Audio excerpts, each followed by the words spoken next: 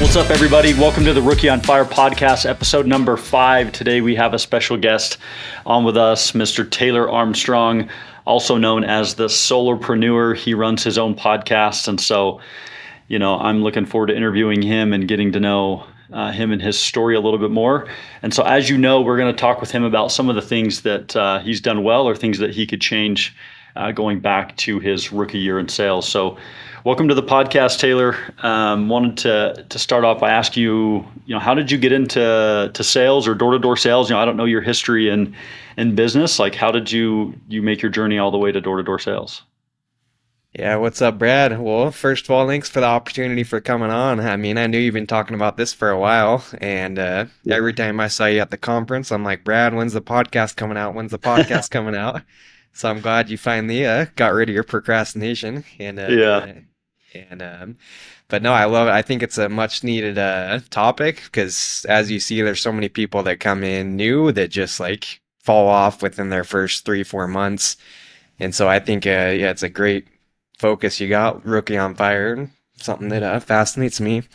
As far as my story, my beginnings in sales, so just like you, I think I got in pest control back in 2012. And it originally was a thing where I was getting ready to go on my church mission, right? 2 years, they're sending me to Colombia. And at this point, I was like pretty shy kid. I hated like talking to adults, couldn't really look people in the eyes and everything. And so I was going to Southern Utah University, and there's these guys, classic like college campus recruiting. Yeah. Just saying, hey, if you come to the meeting, we're getting Domino's tonight. Come to the meeting, you get free Domino's. And I'm like, oh, I'm in. Anywhere there's free food, say less. So of course I show up, check out the meeting, and they just start talking about how these guys can go make 10, 20, 30,000 in a summer. And I'm like, man, that would be incredible. I've never made even 10,000 in a year up to this point. And then on top of that, they're saying, okay, you go knock on doors, you're talking to people. It's great. Like a lot of guys that get back from their missions doing everything.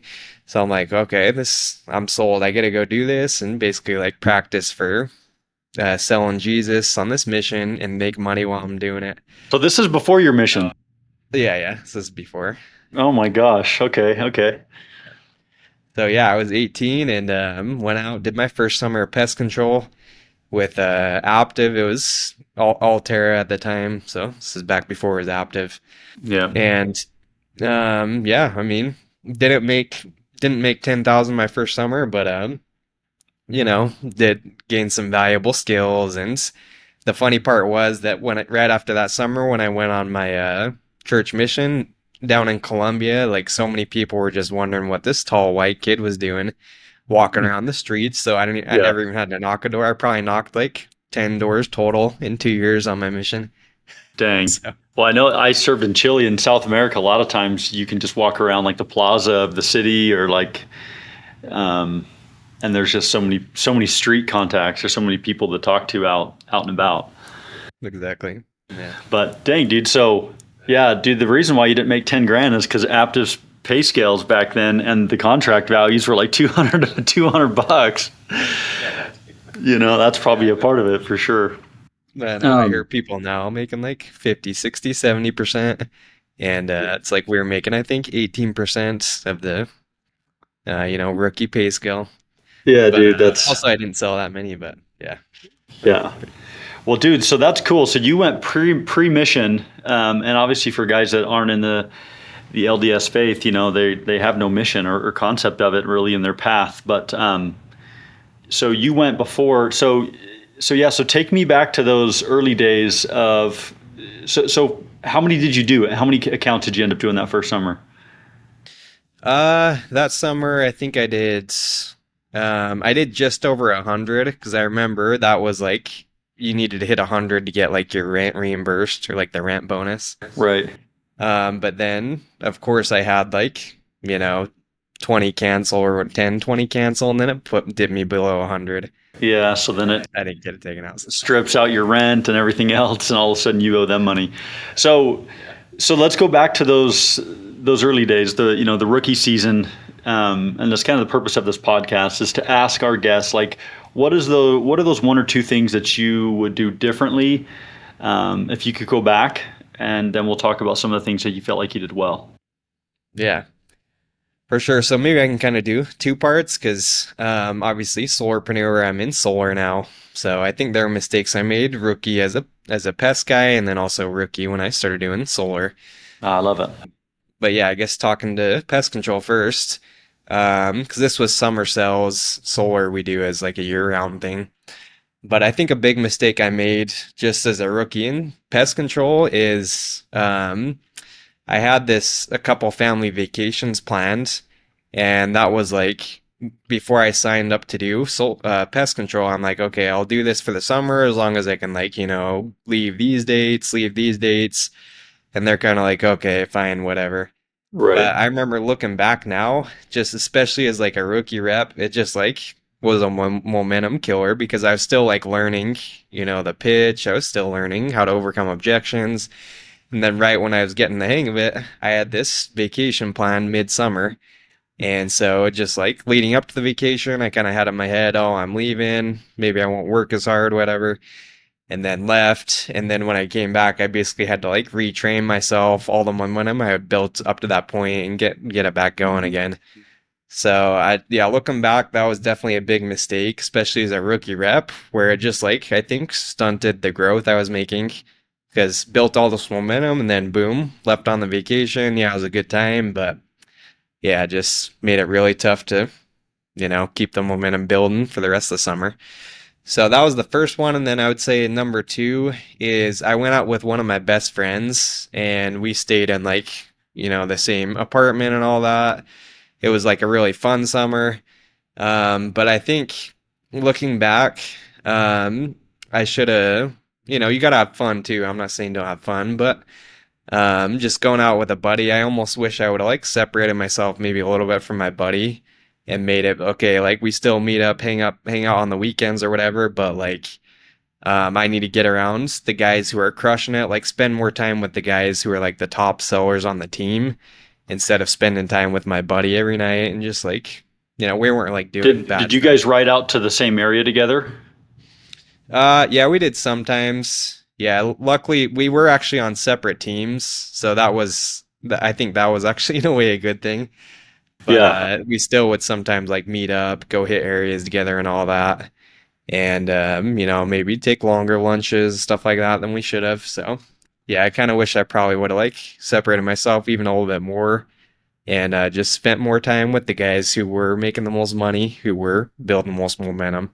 So I would say that's probably the two biggest mistakes I made rookie year, pest control. If I could. Dude, I loved your thought and your feedback on that. I mean, for you managers listening to this, like make sure that when your team gets to the office, even if you're doing year round or especially in pest control, where it's more of a summer program, that you split up anyone that has association with someone else. I saw that my first summer as well, where guys that had good friendships, go out and then they take a 3-4 hour lunch and they're cutting out early, they're hitting the movies, they're doing that kind of thing, and some of that goes to the culture of the team, but also it's just way easier if you have a bunch of personal ties to that person. So, and I like what you said about just focusing on being with high performers. I mean, the rising tide will raise all ships. We all know that, and just being around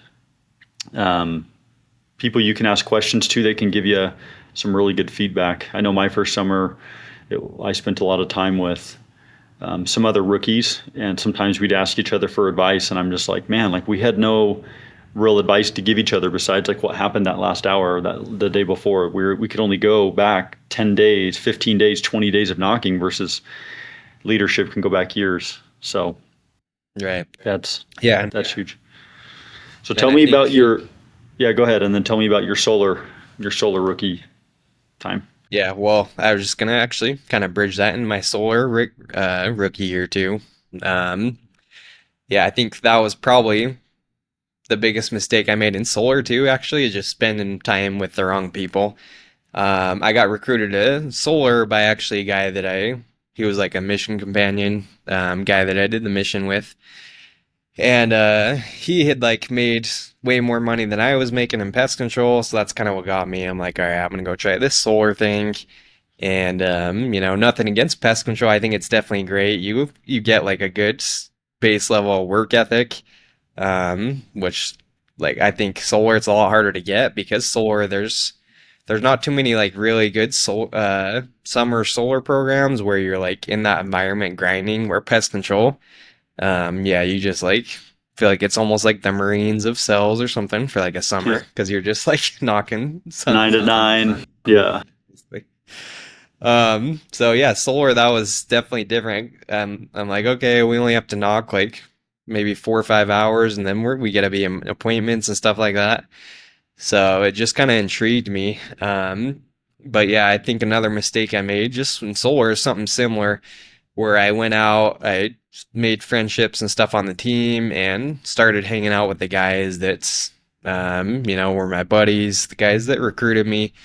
And that was good for a while, but I kind of like ran into the same issue. Didn't really learn from my time in pest control. Is where we would go out. I would just go out with my friend, my buddies on the team, and it was a smaller company. So I guess that's another thing. Is hopefully people that are looking at companies or looking at offices to join. Like I would say, more important than the company or the office, whatever. Look for the guys who are having the most success, right? And that's something I've learned. Like don't look as much at the company, I would say. You want a decent company and all that, but look at the guys who are having the most success and try to be around them. And so yeah, like my first year in solar, I just kind of like got in the bad habit of again going out with friends. We'd be like, okay, you know what, let's just like chat about the mission, let's chat about this, that. And it got to the point where we were like sitting, we'd go out like four people in the car and just like sometimes waste a lot of time. Sometimes we'd be watching like Game of Thrones before we went out to area, just in our cars and everything, talking about like Game of Thrones theories, all Oh the man. things like that. And so it was fun, don't get me wrong, but yeah, it just came back to the same issue. Like I think it got to be a little bit of a problem where we are just like focusing too much on the fun. I wasn't around the right people, and I think I could have grown a lot more if I would have been in like an office where guys were really crushing it or trying to spend time with those guys that were having a lot more success than I was. So yeah, I think that was probably the biggest mistake I made looking back on my rookie solar year. Yeah. So put yourself back in that moment. I mean, how would you, if someone's listening to this and they're like, dang, I'm in the same boat, what advice would you give them, to get out of it? Because it's going to be tough. They're with their buddies, the guy that recruited them, their mission buddy. Like, as much as it's fun, what would you say to them to just escape that? Yeah, I mean it's not easy, and I don't know, like I can like say what I should have done looking back, but I'm not like a super assertive person by nature. I'm more of a follower than like a leader sometimes. I'm not like that type A personality. Like, okay, especially in my rookie year, I was just like kind of following the crowd. So I think especially for guys who are kind of more like me, who are more maybe followers, especially when you're new, then yeah, you just kind of, I would say just rip the band-aid off, just like, go switch it up, get around people if you can't get around people that are high producers or producing at a high level, then I would say just get around maybe people that aren't your friends. Maybe go and switch your car group to people that you're not like buddy buddy with because, okay, at least you're probably not going to be sitting in the car for an hour just like talking about stuff like before you hit the doors. All right, so maybe at the very least try to get around some people that you're not going to waste a bunch of time with. And then the second tip is I would get around people once you do have a little bit of experience, go and take like newer guys out. Um, so look for the guys that are brand new in the office, take them out because especially if you have like an incentive to grow teams and all that, then it's like, okay, I got to be showing like a good example to this guy. I got to be showing him the ropes. I got to be showing him how you're supposed to work out there. And I know a lot of high producers in solar talk about that. I mean, Michael O'Donnell, he talks about in his book how he's like the top, he's one of the top guys in solar, right? He's written a book and Right. everything. But he talks about how he would like hire, I think his niece or something, to just meet him at Starbucks and go follow him around for the day. He would like pay her just to meet up because he knew he couldn't get out of knocking if he like was paying someone $100 to go follow him around that day, right? So that's what I would have done is Dang. just get around probably newer guys, look for some guys to lead, and then um, yeah, if possible, get around, hire producers and just be in a little bit better environment. But easier said than done. But that's what I would do. Yeah. Yeah, that's hard, especially for a personality that's a little bit more passive, and I think I would, putting myself in that situation, just be like, hey guys, like, I think we all have some goals, like some big goals, like, we can tell that this isn't working and I want to hit my goal. So I think if we all go be around, a little bit, some of the top producers that we're going to perform more. And obviously if the guys don't want to, they're going to say, no, I like being comfortable. And then that's an easy one to just kind of veer off and go do your thing. But, yeah, getting into sales and having success is not something that you can get in and just like dip your toe in the water and have success. You'll definitely get beat up if you jump into door-to-door sales kind of half-assed. And so yeah. Well, dude, that's I appreciate you jumping on and sharing with us and all the listeners this feedback, because as much as these podcasts are short and sweet, that's the whole goal, is to give that real raw feedback and not be, super long-winded about just a bunch of different topics, but be very, very assertive about what you would do differently. And that advice is so raw and real. And I love the things that you mentioned about just being around the right people, asking a lot of questions, to those that have experience, and really just trying to level up through your network. So, Yeah, yeah, definitely. And then one more thing I would say that helped too is I feel like I talk about this on my podcast, but when I had my breakthrough, another thing that I did too is like I hired a coach. I was paying people to help me. And like once I started paying someone to help me, I no longer struggled with um, like hanging out with the loser reps or whatever. Not that my friends were losers or anything, but like when I'm putting money on the line, when I'm like paying for coaching, at the time it was a lot of money for me too. It's like okay, I'm gonna go do what this guy says. I'm gonna like go all out because um like I don't want to just be throwing money down the drain and then not implementing what my coach was saying. So that's when I had a big breakthrough is like I decided to burn the bridges, hire a coach. I had like some this is kind of a long story, but had my parents were basically begging me to go back to college, go get a real job and everything. So just kind of at that breaking point where I'm either like, okay, either I have success and go all in with this, or I just go back to college, go get a real job, because knocking on doors wasn't a real job. And then right, here I am 8 years later doing this still in solar. dude, that's So yeah, fantastic. yeah. So So I think so. yeah, Yeah, so pay, paying for a coach and going all in is a real hack. yeah, yeah, Love it. definitely. And then Yeah, invest in stuff like RepCard. Invest in the tools, invest in yourself to get better. That's gonna like force you to implement probably more than people that aren't investing in themselves and in their development for sure. yeah, yeah, for sure. It's funny. Quick, the one thing that comes to my mind when you say invest, like my son plays competitive baseball and he has every gadget in the book. And so, like when he gets ready for a game, he's got like all this different accessories and bats in his bag and a sliding glove and all this stuff. And it's like once you like acquired all that stuff or whatever, it's like I better take this serious, like not just buy all the stuff, or people that are buying, RepCard or whatever they're getting, like it's because they want to do more. Um, Yeah, and so that's huge. definitely. Well, sweet dude, thanks for hopping on. We're gonna wrap this thing up. And so, if you guys want to reach out to Taylor, I mean, how would they reach out to you and get in contact with you? Yeah, for sure. Thanks, Brad. I would say follow the podcast. We're on Instagram at solarpreneur podcast, and then at Taylor J Armstrong is the Instagram. And then we've got some guides on there if people want some more tips just starting out. So go click our link in the bio. You're gonna be able to get access to those, and yeah, shoot me a DM. Happy to help however I can. So thanks again for letting me come on the show today, Brad. I'm excited to see the future episodes you got coming up. I know you're going to be Yeah, dude. dropping some heat. So everyone, Let's get be it. sure to subscribe. Keep tuning in. Yes. Hey, thanks, Taylor. I appreciate it again.